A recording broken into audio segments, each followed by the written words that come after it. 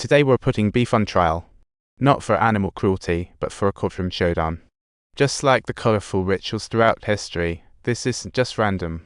Everyone has beliefs, and the court has something to say about that. Seriously, he was just doing a ritual at home. No animals were harmed, so how could this be a crime? While Kevin was enthusiastically expounding his views, the prosecutor kept coughing in an awkward manner, attempting to counter-argue but only ending up being comically choked off. "Mr. Meat, could you please stop being so funny? Congratulations to you, achieving victory in the battle." Just as expected, Kevin won the case, and John knew it all along. It was a sure thing. On the way back, John advised him not to gloat, stay low-key like that mysterious ritual guy. With $15 million in the bank, who would have guessed he was a secret millionaire? "I've been low-key since day one. You don't think I'm the world's richest, do you?" Subtitles. Kevin, after hearing this, thought John was far from being low-key, but in fact, this was already his most low-key state. Meanwhile, Mary was just lounging at the neighbors, from working to being a full-time housewife. It's like the struggle is real.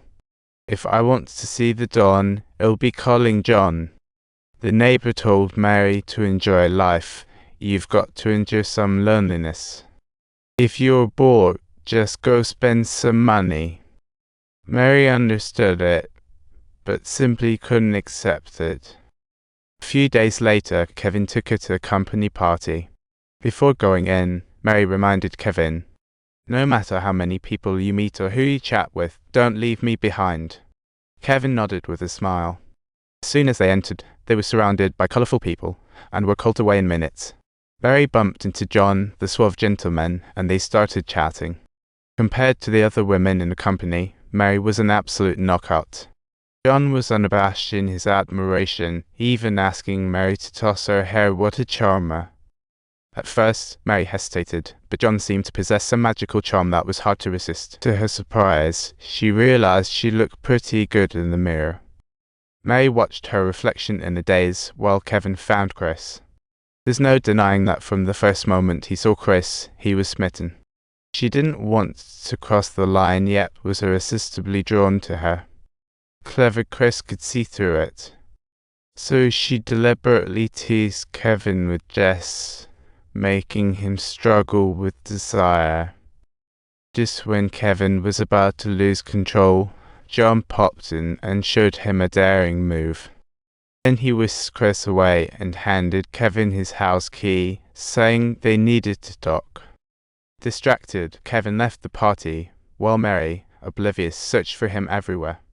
Upon arriving at John's house, Kevin observed the peculiar decor and experienced an indescribable feeling. But he didn't have to do much, just called in some key players. The reason? Just moments ago, in a wealthy developer's home, his wife, child, and mate were all shot dead. From the perspective of the police, Cullen was identified as the top suspect. This was indeed a perilous case, where there was absolutely no margin for any mistakes. Normally, Eddie ought to handle this matter, given his familiarity with Cullen. Subtitles, but unexpectedly, who would have known that while Eddie was occupied on the phone, John announced that Kevin would be assigned a case. That shocked everyone in the room. Kevin's skilled, but we can't ignore age and experience. John completely ignored Eddie's rationale. He had made up his mind. Later that night, Kevin got home to find Mary sitting alone by the window, sipping her drink. He quickly explained he'd been busy working, that the boss called him away for an important task. Previously, Mary would feel delighted, but now she appears to be unusually downcast. Next day, Kevin followed John to meet the developer, while the media were all over the case. "The evidence that has been currently obtained clearly demonstrates The Cullen's fingerprints were found both at the crime scene and on the murder weapon.